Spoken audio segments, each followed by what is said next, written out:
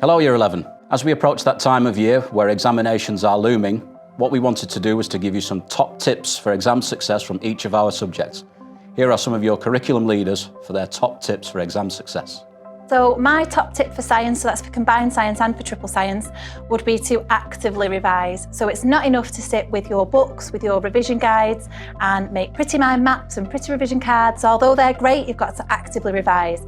So what I mean by that is test yourself, do past papers, do mind maps with no resources in front of you. Ask people at home to test you. Say it out loud to yourselves and use the resources that you've got available to you. You've got Educate, Seneca, BBC Bite Size, as well as all your paper resources that you've got.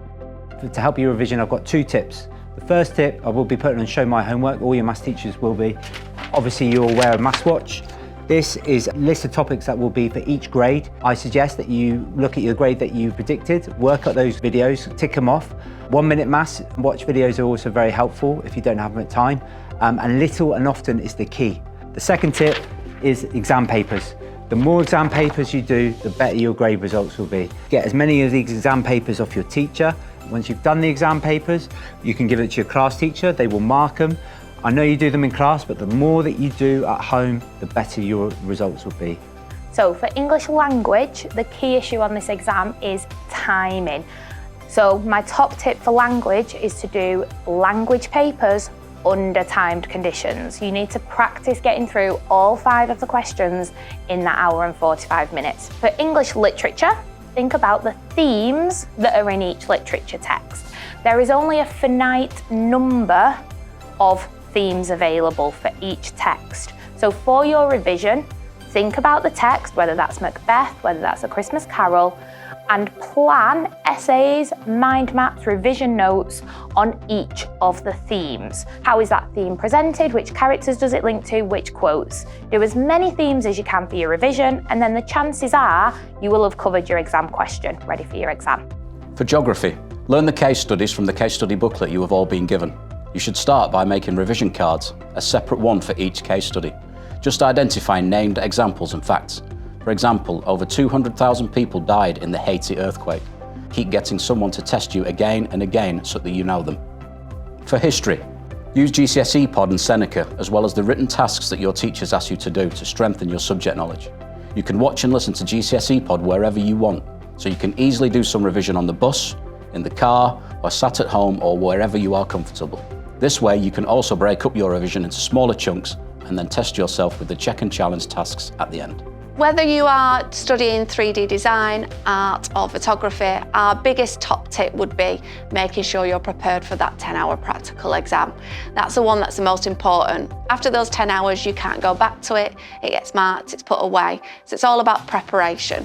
So ensure that you have done yourself a plan, okay? A plan for those 10 hours as you go along, saying exactly what you intend to do in each session, materials, and any reference images that you're going to need throughout that 10-hour time. At the end of each session, make sure you reflect on your practice and add some notes to your plan ready for the next day to remind you what you've not done or what you need to do going forward. So, Mrs. Chalmers, for your top tip on Creative Eye Media. So put some time into those 12-mark questions. There's only 60 marks on the whole paper.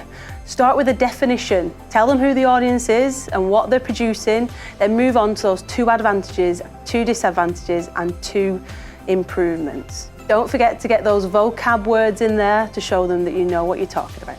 For your business studies top tip, make sure you're getting your 3-mark technique correct, okay? Make sure you've got a clear point and then 2 connectives to explain them.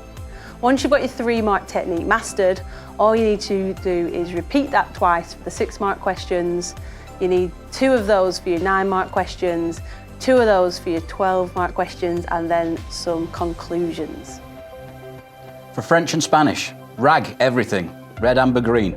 The topic, the grammar, the exam question, the skills, and focus your revision on what you are struggling with rather than what you already know or enjoy doing. My top tip for revision is to teach what you've been learning to somebody else. If you spend any time revising information, trying to commit that information to your memory, the best thing you can do next is what we call active recall. Go and find someone who wants to help, who wants to listen, and tell them in the 5 minutes what you've been learning for perhaps the last 30, 45 minutes. So that's my top tip that will help you move that to the area of your memory where it's more likely to stay there in the long term. Hi, I'm Mrs. Chalmers with your IT tips. So be sure to revise your reading for LO1, LO3, LO4 and LO6. So you've got notes for them and look in your textbook. Don't forget your past papers as well. This will be the best preparation for the exam. Okay, so my top tip for your GCSEs is to make sure that you understand first and foremost which exam board you are currently studying. This is really important because you don't want to be revising for stuff that really isn't part of your scheme of learning. The second is to make sure that you are utilising the past questions. I know it's not everyone's favourite thing to do, but sometimes the exam board will actually repeat questions or they will do something very, very similar. Plan your questions if you don't want to write it out as full essays, but at least make sure that you've got plenty of information if that question was to come up on your GCSE. For computer science, ensure you know definitions of key words. This will allow you to access the main questions in paper 2. Review syntax and key terms or statements for Python 3 coding, and don't be afraid to plan your code before writing paper 1. So my advice when you're preparing for your exams is don't practice till you get it right, practice till you can't get it wrong. You're going to be given a personal learning checklist. You can look at reg rating that, so red, amber, green, look at the subjects that topics you're very good at, focus on the ones you're not so confident with and spend more time on those. I'm also going to give you an electronic version of the core section of the textbook. It'd be a very good idea to go through and making flashcards, reducing the level of text. We've also got some YouTube videos that are available. There's a very good student that's already I've seen on YouTube. I'll send you a link to that so you can watch what he has to say. I think he can say it better than I, to be honest. The last thing, of course, is to practice your exam papers. You can even mark them yourself and see what the mark scheme looks like and what the examiner's looking for. But good luck. I'm sure all our hard work will pay off.